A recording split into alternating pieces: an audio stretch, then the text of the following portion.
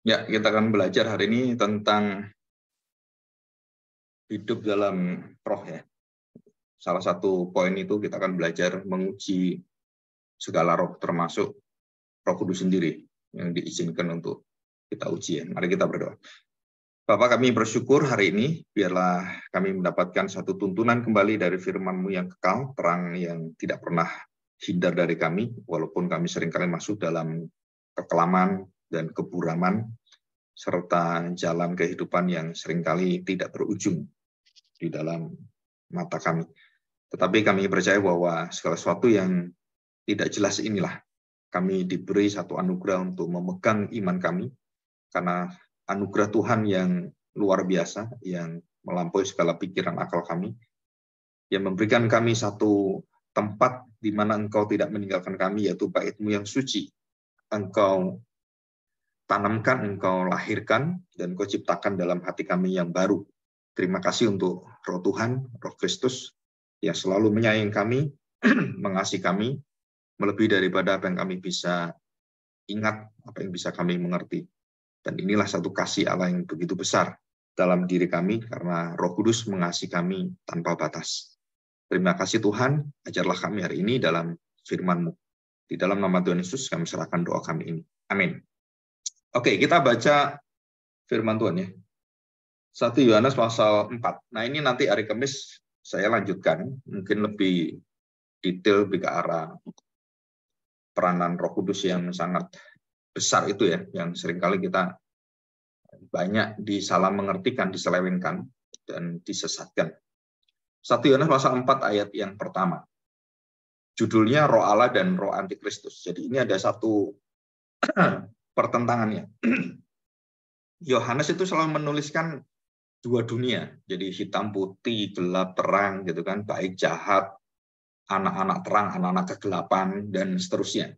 Itu konsep yang dihadirkan secara bukan secara murni, secara filsafat ya, Yunani, tetapi sebenarnya itu satu penelitian ya, satu penyelidikan dan juga satu kesimpulan melalui pertolongan Roh Kudus, sehingga Rasul Yohanes menuliskan filsafat atau asas-asas Yunani, tetapi bentuknya bukan seperti yang orang Yunani pikirkan, tapi itu dipakai pengertian dunia. Jadi akal budi yang ada dalam pikiran manusia itu, termasuk pengetahuan Yunani, itu diambil dan kemudian dikuduskan dan dipakai dan masuk dalam firman Tuhan.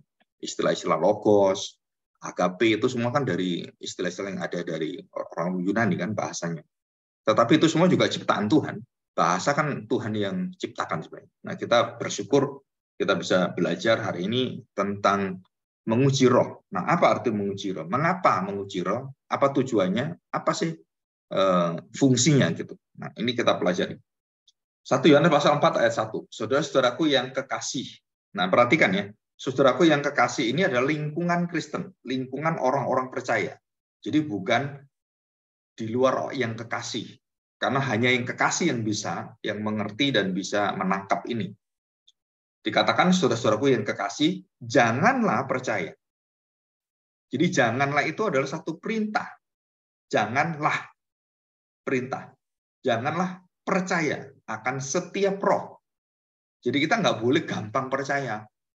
Nah, setiap roh ini adalah masuknya bukan roh gentayangan, roh setan, kuntilanak, gondoruo, atau jin, ya, atau tuyul gitu kan. Bukan, tapi ini adalah menguji setiap roh. Itu artinya di dalam bacaan ini bagi Paulus adalah itu pengajaran yang membawa pengajaran itu bisa diterima manusia. Itu ada di belakang, itu ada rohnya. Ada rohnya apa? Karena orang-orang itu mengajar dan memberikan pengertian-pengertian, itu semua mengalir dari mana? Yang bukan dari Tuhan. Itu dari roh jahat, semua. Yang bukan wahyu umum, bukan wahyu khusus. Lu ini kok bisa orang buat jahat, komunis gitu kan. Terus ateisme, nihilisme, terus kemudian materialisme, hedonisme. Loh, kenapa manusia bisa seperti itu? Nah, itu yang memberikan, itu yang mengalirkan adalah roh. Nah, kita disuruh menguji. Menguji apa? Bukan seperti menguji dunia gentayangan. Kalau orang kan menguji dengan memberi garam gitu kan, rumah-rumah digaremi gitu kan, wah ujung-ujungnya digarem gitu. Supaya kalau kita lihat bahwa garam itu menguji setan gitu, hadirat setan. Jadi air putih dikasih garam, besok kalau butek gitu kan, keruh, wah ini rumah ini ada rohnya yang mengganggu, ada kotornya, ada penghuninya. Nah itu dikasih air dan garam, ya ditesnya gitu. Nah itu dari mana ajaran-ajaran itu? Itu ya dari roh sendiri. Kita harus menguji. Jadi yang diuji itu apa? Sebenarnya ada yang diuji adalah pengajaran yang diuji. Jadi bukan kita melihat dunia gentayangan, dunia lain roh-roh itu kan, bukan seperti itu. Pengertiannya adalah ini berkaitan dengan gereja dan berkaitan dengan khotbah pengajaran yang dilungkan kita semua. Nah, kita harus menguji itu semua. Termasuk siapapun yang mengajar, saudara-saudara berhak untuk menguji. Jadi kalau saya khotbah gitu kan, benar nggak ini isinya gini? Nah, kita menguji. Menguji apa? Segala roh, segala bentuk pengajaran dari roh itu harus diuji. Perbuatan, perkataan, pengajaran, khotbah, semua harus diuji. Ya, di sini dikatakan, janganlah percaya akan setiap roh. Jadi kita tidak boleh gampang percaya. Harus diuji. Jadi pengujian itu membuat kita tidak gampang percaya dan kita punya kepercayaan yang betul, bukan yang salah. Kalau kita milihnya aja sudah terima aja semuanya, ya kita salah. Dikatakan janganlah percaya, janganlah ya, ini perintah, janganlah percaya. Terus yang kedua, tetapi ujilah. Nah, ujilah ini adalah satu keharusan, satu perintah untuk menguji. Jadi anak-anak kita sekarang mendapatkan pengajaran gitu di sekolah, dimanapun dengan temannya. Kita juga harus melihat bahwa anak kita ini kan sedang mendapatkan ujian dari roh-roh jahat. Melalui temannya, melalui pengaruh ini, pengaruh itu masuk dalam hidup mereka. Dan kita harus memberikan firman, memberikan pengajaran, pengertian, pengetahuan, yang supaya dia bisa tahu bahwa dia punya roh itu lain dengan roh yang lain. Jadi dia bisa membedakan. Ya, nanti kita akan lihat ada membedakan roh. Ya, itu juga asalnya sama, ujung-ujungnya di sini, menguji roh, membedakan roh, atau sama dengan menguji sama dengan membedakan gitu kan. Tetapi ujilah roh itu apakah mereka berasal dari Allah. Nah, yang diuji itu apa? Dia tuh dari Allah enggak? Kalau dari Allah, apa yang dikatakan oleh roh itu? Maka apa yang dikatakan roh-roh yang berasal dari Allah itu tidak menentang apa yang dikatakan oleh firman Tuhan, tidak menentang apa yang diajarkan Tuhan Yesus, dan tidak menentang apa yang ada dalam kitab suci. Jadi ini satu keserasian ya, satu arah, satu jalan, supaya kita tahu bahwa menguji, membedakan itu, atau juga dalam membedakan itu untuk mengetahui supaya tahu apa ini dari roh Allah enggak, berasal dari Allah enggak. Dan itu jelas ya, sebab banyak nabi-nabi palsu yang telah muncul dan pergi ke seluruh dunia, dan mereka juga mengajarkan, mengabarkan kepalsuan, mengabarkan Injil palsu, mengabarkan ateisme, isme yang lain, supaya kita masuk di dalam jebakan Batman mereka gitu kan. Dua, demikianlah kita mengenal roh Allah. Nah, kita posisinya apa sekarang? Kamu kan disuruh menguji roh dan semuanya. Nah, bagaimana kamu bisa menguji roh? Posisinya bagaimana? Karena kita mengenal roh Allah. Kita sudah ngerti Roh Kudus. Kita sudah mengerti firman Tuhan. Kita sudah mengerti dan percaya akan harapan firman Tuhan, bagaimana kita hidup dalam firman Tuhan. Nah, itu roh itu yang kita kenal, yang bisa memberikan kita keyakinan, kekuatan, pengharapan, dan semuanya. Demikianlah kita mengenal roh Allah. Setiap roh yang mengaku bahwa Yesus Kristus telah datang sebagai manusia, itu berasal dari Allah. Ya. Jadi yang diuji oleh kita itu roh itu apa tujuannya? Berasal dari Allah tidak? Kalau berasal dari Allah, apanya yang harus kita perhatikan? Isi berita kepalsuannya apa? Yang berita utamanya itu apa? Yang kita harus menguji itu apa? Jadi kalau orang bicara dengan kita, bicara tentang hal-hal yang lain gitu kan, wah kita nggak bisa nguji itu. Tapi kalau bicara tentang Yesus, bicara tentang siapakah Yesus, apa dia itu?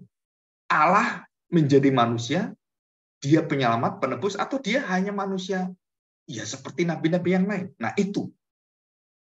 Jadi Yang membuat kita harus tahu berasal dari Allah tidak, itu beritanya tentang siapa? Yang mengaku Yesus adalah berasal dari Allah, maka semua roh yang ada itu dari Allah. Jadi malaikat memberitakan tentang Yesus akan datang. Orang-orang Majus melihat itu dari Roh Kudus, dari Roh Allah. Karena yang buat mereka bisa percaya dan mereka melihat itu semuanya. Dan itu cara yang betul-betul kita tahu secara jelas Roh Kudus. Jadi kalau bukan dari Roh Kudus gimana? Ya dia tidak akan mengaku Yesus. Jadi semua orang yang tidak mengaku Yesus berasal dari Allah, siapapun dia, termasuk hamba Tuhan pendeta. Jadi kalau di luar kan udah tahu kita kan, di luar kekristenan, di luar kita, ya kita tahu mereka nggak percaya. Yang orang-orang memberitakan yang tidak pernah memberitakan Yesus, tidak pernah memberitakan kebenaran Yesus, seluruh kebenaran itu, maka orang-orang itu tidak berasal dari Allah. Jadi gereja seperti ini, gereja ini satu gereja, hanya mengajarkan, mengkhotbahkan apa yang disenangi. Wah, berkaitan dengan, wah pokoknya kita tuh harus senang, gitu kan, hidup harus dijawab oleh Tuhan. Gitu. Nah, mereka tidak memberitakan Kristus. Mereka bukan berasal dari Allah. Dan mereka adalah Injil palsu. Kenapa Injil palsu? Nah, sekali lagi, isi beritanya kamu harus tahu. Yang mengakui, setiap roh yang mengaku Yesus berasal datang dari Allah, dan dia datang sebagai manusia. Dan itulah semua orang-orang yang mendapatkan, orang yang bisa mengerti yang benar dan yang salah. Yang bisa menguji. Ujilah itu karena saya mengenal Roh Kudus. Di mana saya mengenal Roh Kudus? Karena Roh Kudus membuat saya mengenal tentang Yesus yang datang. Dia adalah Allah yang datang sebagai manusia. Dan dia mengerti itu karena Roh Allah memberitahukan itu. Nah, baru saya bisa menguji yang lain. Jadi ujian yang diberikan dan dimampukan oleh Tuhan itu dan melalui rohnya itu. Dengan apa? Dengan satu kunci. Untuk mendeteksi kepalsuan, kita harus punya yang asli. Apa yang asli? Yaitu pengetahuan kita tentang Yesus Kristus. Dalam iman kita, dalam seluruh hidup kita. Jadi ini keharusan ya. Karena perintah itu keharusan. Diperintahkan, keharusan karena diperintahkan. Untuk menguji dan melihat apakah mereka berasal dari Allah. Dan kita mengenal Roh Allah. Kenapa kita mengenal Roh Allah? Karena kita sudah berasal dari Allah. Mengaku Yesus yang berasal dari Allah dan dia menjadi manusia. Nah, kita dapatkan itu. Dan ini adalah titik poin penguji segala sesuatu. Jadi Roh Kudus itu kalau kita mau menguji segala roh, Roh Kudus membawa kita kepada pengetahuan Kristus. Jadi Kristusnya ini bukan yang lain. Wah Pak, bagaimana dengan pengajaran tentang kekudusan gitu kan? Nah, bukan itu, bukan itunya gitu ya. Tapi Kristusnya. Jadi selalu anti Kristus ya anti Yesus. Roh anti Kristus ya roh yang anti Yesus Kristus. Jadi bukan hanya berkaitan dengan moralisme, berkaitan dengan nasihat-nasihat, bukan. Tapi ini berkaitan dengan satu wujud pengetahuan yang paling dasar dari segala sesuatu yang dasar, dan dia adalah dasar gereja, dan fondasi gereja adalah Kristus. Jadi kalau ini tidak ada, semua itu berasal dari siapa? Dari si jahat, dari roh-roh kegelapan. Ayat yang ketiga. Ayat ketiga. Dan setiap roh yang tidak mengaku Yesus. Nah ini dijelaskan. Orang-orang nggak mau ngaku, wah Yesus itu Tuhanmu itu. Nah, ngolok-ngolok kita gitu ya. Dikatakan dan setiap roh, artinya orang-orang yang rohnya ini dipengaruhi dengan roh itu semuanya. Yang tidak mengaku Yesus, tidak berasal dari Allah. Roh itu adalah roh anti-Kristus. Dan tentang dia telah kamu dengar bahwa ia akan datang, dan sekarang ini ia sudah ada di dalam dunia. Jadi roh anti-Kristus itu, maka orang katakan, oh kapan anti-Kristus datang? Sudah datang. Secara pengaruh semua itu sudah mempengaruhi dunia ini. Ya. Nah kita belajar ini ya. Nah kita sambungkan dengan 1 Tesalonika. Coba kita lihat 1 Tesalonika dari Paulus ya, pasal 5 ayat yang ke-20. Ya. Demikian. Dari ayat yang ke-18 saya bacakan. Mengucap syukurlah dalam segala hal, sebab itulah yang dikehendaki Allah di dalam Kristus Yesus bagi kamu. Janganlah padamkan roh. Ini seiring, separalel dengan ujilah segala sesuatu, ujilah roh itu. Janganlah pada dengan roh, dan janganlah anggap rendah nubuat-nubuat. 21. Ujilah segala sesuatu. Nah, tadi kan segala roh. Ini bukan hanya segala roh. Segala suatu peristiwa apapun dalam hidupmu, kejadian apapun dalam hidup kita, itu bisa dites.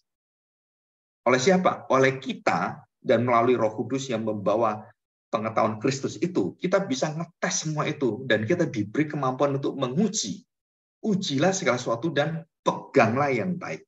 Nah, kalau sudah tahu ini baik, ini benar, nah kamu pegang itu, kamu percaya dan kamu jalankan, dan kamu diberkati. Kamu disertai dengan firman itu. Ujilah segala sesuatu dan peganglah yang baik. Jauhkanlah dirimu dari segala jenis kejahatan. Ya, ini jelas ya, ujilah, ujilah. Jadi ini perintah.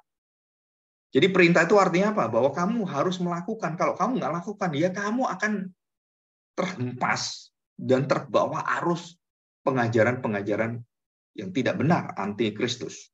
Ya. Jadi kita tahu bahwa ini adalah satu pesan yang sama. Jadi siapa yang harus kita lihat dan siapa yang menjadi penguji kita?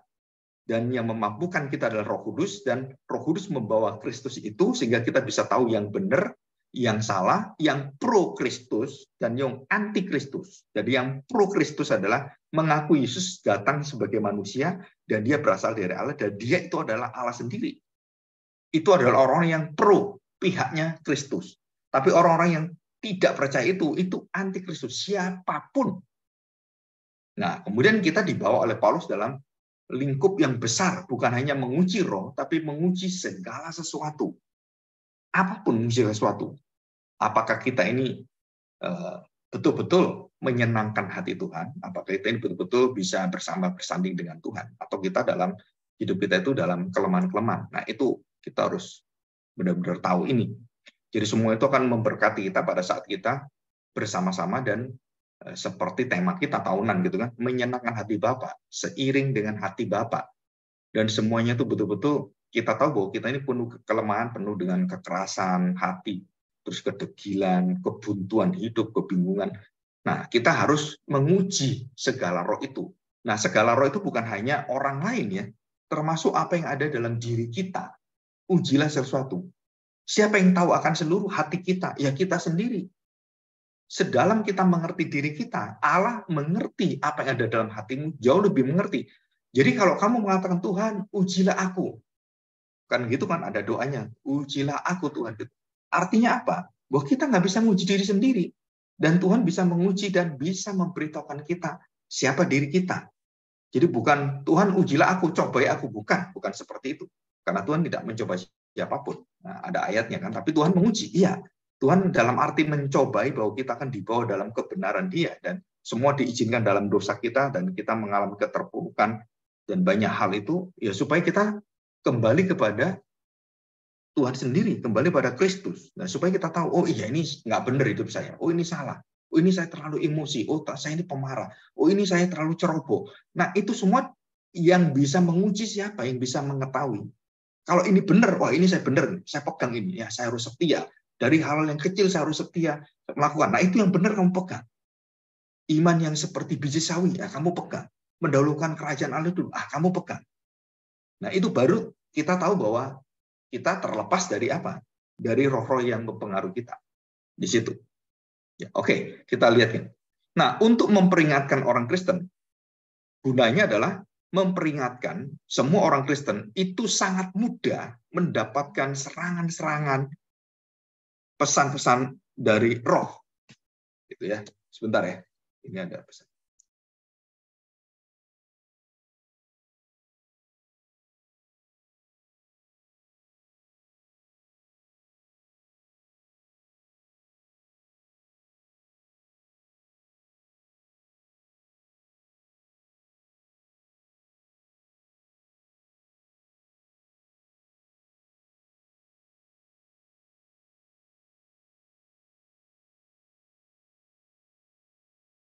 Oke, tadi ada telepon ya dari travel karena saya mau ke Semarang hari ini.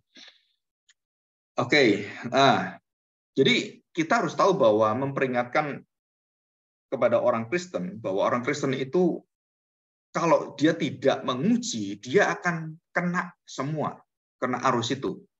Dan ini dikatakan di dalam firman Tuhan, dalam segala urusan dan posisi situasi. Ya, itu di situ. Jadi orang-orang Kristen itu akhirnya dijadikan apa? Orang yang selalu berpikir kritis. Orang yang selalu menguji sesuatu itu orang yang harus mencocokkan, membandingkan, dan kemudian semua itu benar enggak? Meragukan enggak? Jadi di situ orang Kristen harus menjadi orang-orang yang bisa secara baik, secara cerdas gitu kan, mendengarkan dan kemudian dia bisa melihat semua itu dan dia bisa mengukur semuanya. Oh ini kalau ini bagaimana? Ini bagaimana? Nah dia kemudian punya alatnya, punya alat pengukur segala sesuatu, pedoman segala sesuatu. Kehidupan kita mau kemana? Nah itu adalah firman Tuhan. Dan pengalaman saya dalam hidup semua kalau jemaat mengalami masalah-masalah termasuk kita semua diri saya sendiri, itu seringkali kita melupakan standar hidup kita yang tertinggi adalah firman Tuhan. Kita selalu berpikir sendiri dulu, kita selalu bertindak dulu, dan kita kemudian kalau udah salah baru kita mikir, oh ya ini salah ini. Dan baru kita ingat firman Tuhan. Gitu. Padahal sebelum kita melangkah, maka kenapa setiap pagi itu kita diminta untuk merenungkan firman Tuhan, supaya kita diberi arahan, supaya kita diberi pedoman, dan kita diberi satu kekuatan, supaya jalan hidup kita ini itu betul-betul bisa kita lihat, kita uji. Benar nggak saya ini berjalan seperti itu? Dan ini semua menjadikan kita seorang yang betul-betul dewasa, betul-betul matang, dan kemudian bukan hanya asal terima, bukan anak-anak gampangan, tapi anak-anak yang sudah tahan uji. Kenapa? Karena kita menguji semuanya. Jadi menguji roh atau menguji sesuatu, itu penyebabnya kenapa? Salah satunya itu disuruh oleh Tuhan Yesus karena banyak berita palsu, Injil palsu, Yesus palsu yang diajarkan di sekeliling kita, dan itu sangat nyata. Saya setiap kali orang mengerti tentang Kristus, itu levelnya tuh macam-macam. Oh, dia baru ngerti Yesus hanya sebatas dia sekolah minggu. Dia imannya tuh cuma seperti itu. Nah, belum mengerti Yesus pada waktu dia mengalami pergumulan yang berat.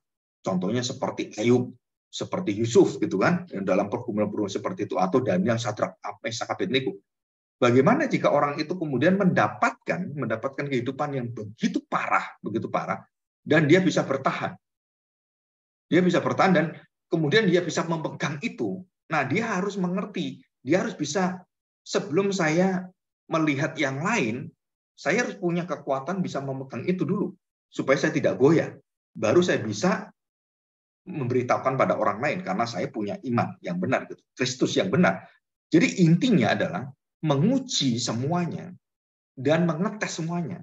Saudara harus punya pembanding, saudara punya pengukur, punya asas, punya dasar. Nah, itu menjadi dasar segala sesuatu diukur melalui apa? Melalui kacamata semua di dalam Kristus.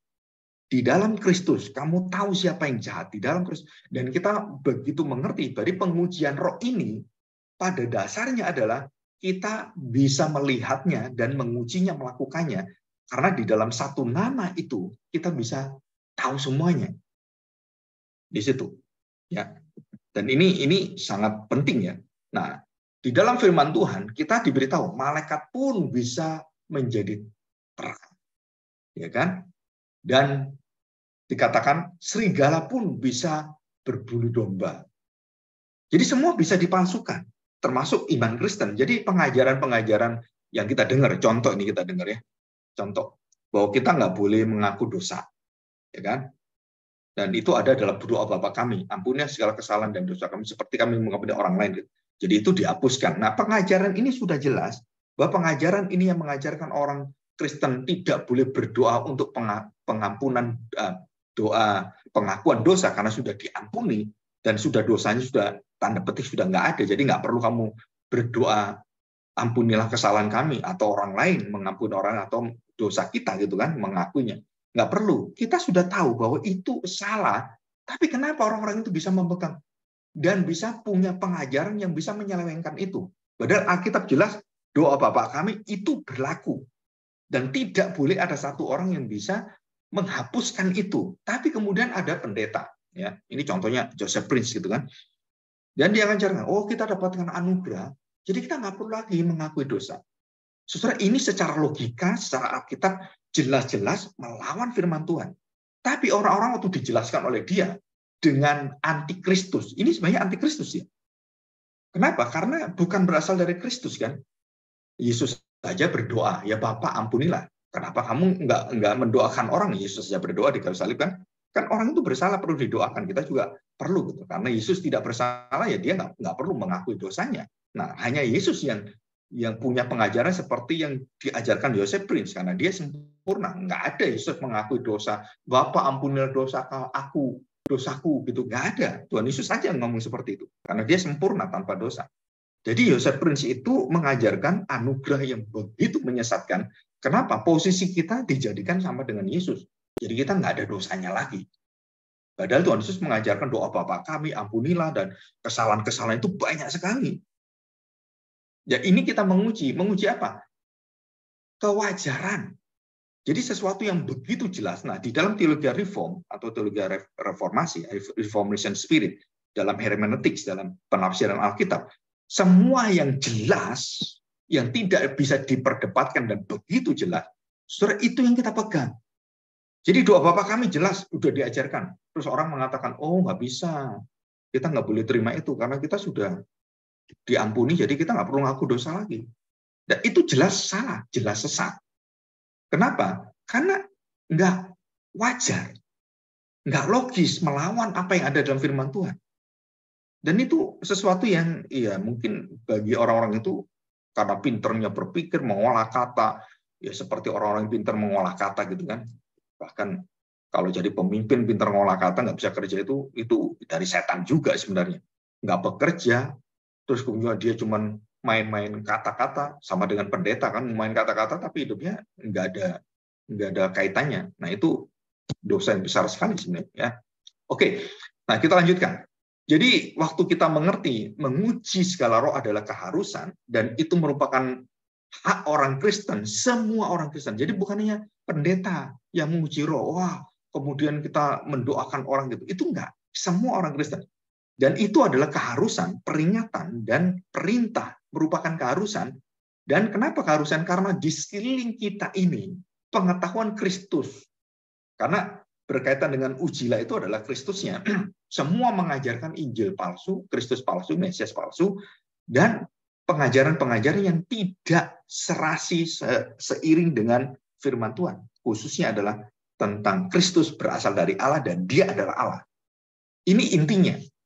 Jadi menguji roh itu bukan menguji, saya mau pergi nih, benar nggak ini ya?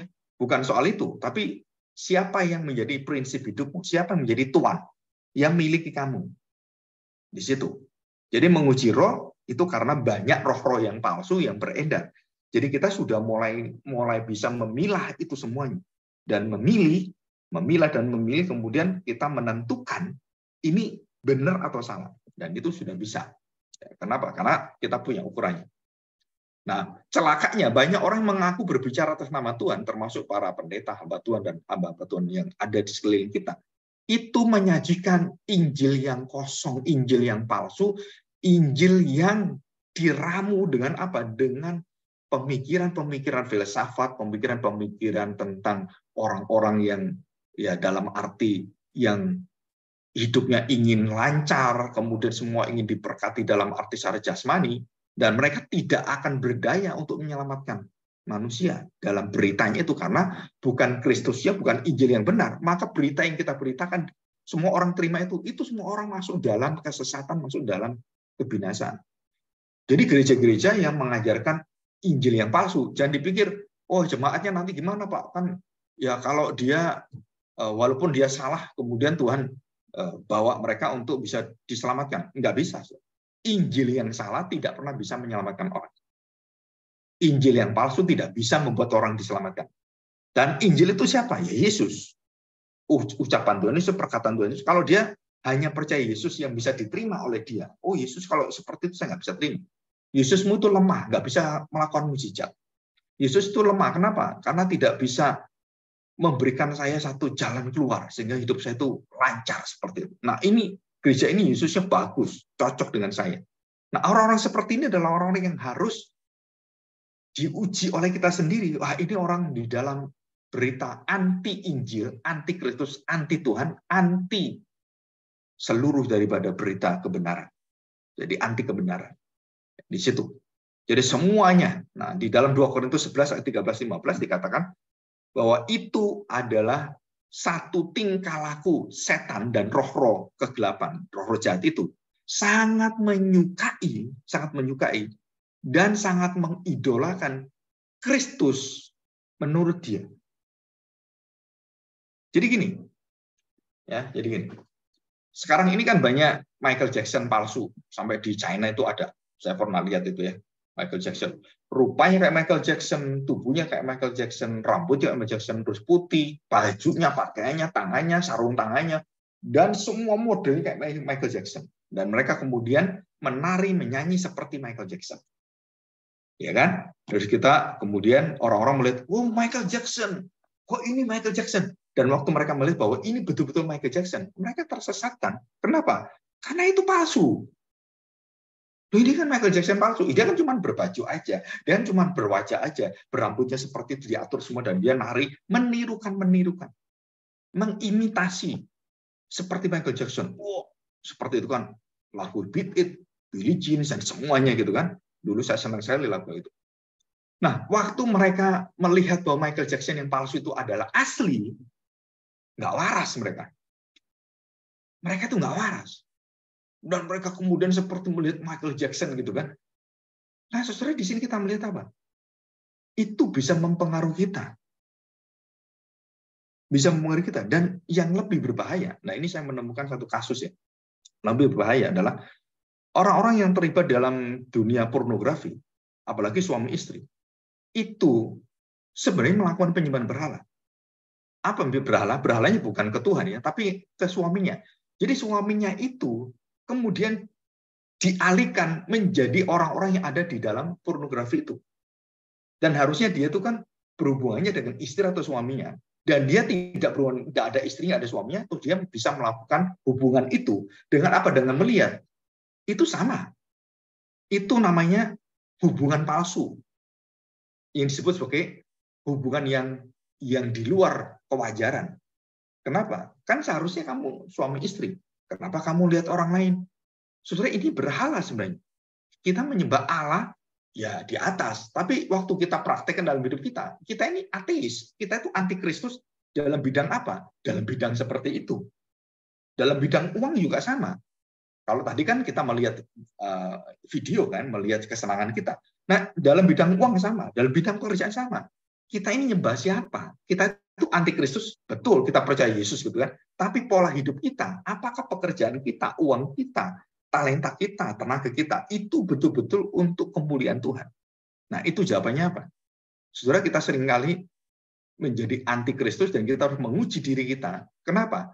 Karena banyak dalam hidup kita, saya bawa ke dalam praktisnya, itu adalah kita betul-betul dipengaruhi oleh setan. Roh kegelapan. Kenapa? Karena kita terpancing, terbawa dengan keinginan. Diskon 50%. Wah, kita udah kepingin. Wah, ini dibuka, kemudian 1 dapat 1, 2 dapat 1. Wah, kita kepingin. Dan hal seperti inilah kita nggak berpikir lagi. Kamu harus berpikir, kamu belanja itu penting nggak? Kamu pegang prinsipnya dulu. Oh, saya cuma belanja ini, saya nggak ada uang ini. Ya udah, kamu stop yang lain, jangan lihat yang lain. Supaya kamu tidak jatuh dalam dosa. Dan itu juga sama, prinsipnya sama. Jadi, kenapa kita harus menguji? Karena banyak hal-hal palsu, dan itu kesukaan dari roh-roh jahat dan setan. Suka apa? Menirukan Kristus. Menirukan anak-anak Tuhan. Nah, ini loh. Anak Tuhan itu harus seperti ini. Hidupnya harus seperti ini. Dan kita kemudian dibawa bingung. Kenapa? Karena ukurannya sekarang nggak jelas. Palsu sekarang. Wah, hamba Tuhan berkati itu ya. Wah, itu loh. Gerejanya besar, mobilnya banyak. Wah, dia kemudian keluarganya seperti ini. Padahal kita lihat di dalamnya, bobroknya luar biasa. Dan sampai hari ini saya ada satu gereja besar di Surabaya dan Jakarta. Itu gembala sidangnya. Itu sudah cerai. Gembala sidangnya itu udah cerai dan tidak ada hubungan sama sekali, dan mereka masih di rumah, masih semuanya, tapi mereka sudah pisah. Lupa kok bisa? Bisa. Kenapa? Karena anti Kristus. Ini hidup anti Kristus. Hidup yang tidak sesuai dengan firman Tuhan itu anti Kristus sebenarnya. Ini berat, saudara. Berat kenapa? Karena kita harus mau mengakui dosa-dosa kita dan harus mengakui di hadapan Allah. Barulah kita bisa mendapatkan pengampunan dari hidup kita. Gitu. Dan saya pikir hari ini cukup sekian. Jadi alasan untuk menguji roh, menguji semua, termasuk ajaran apapun, agama lain, percayaan lain, dan gereja lain, suruh untuk melihat apakah benar-benar Tuhan atau kebohongan dari setan-setan itu yang kita lihat. Jadi kita bisa punya prinsip, oh kalau saya punya Kristus, saya punya hati Kristus, dan saya belajar Kristus. Dan semuanya ini, nah perhatikan, semuanya ini harus diselidiki, dibandingkan, seluruhnya bukan sebagian-sebagian, harus kita mau menyelidiki dengan teliti seperti jemaat Berea, rajin menampilkan apa yang diperkenan Tuhan, betul-betul apa yang disajikan adalah hati yang betul-betul terang di hadapan Tuhan. Dan kita bersyukur jika kita bisa lakukan ini. Ya, oke, saya pikir cukup sekian ya. Kita berdoa dan kita mohon pertolongan. Doakan saya juga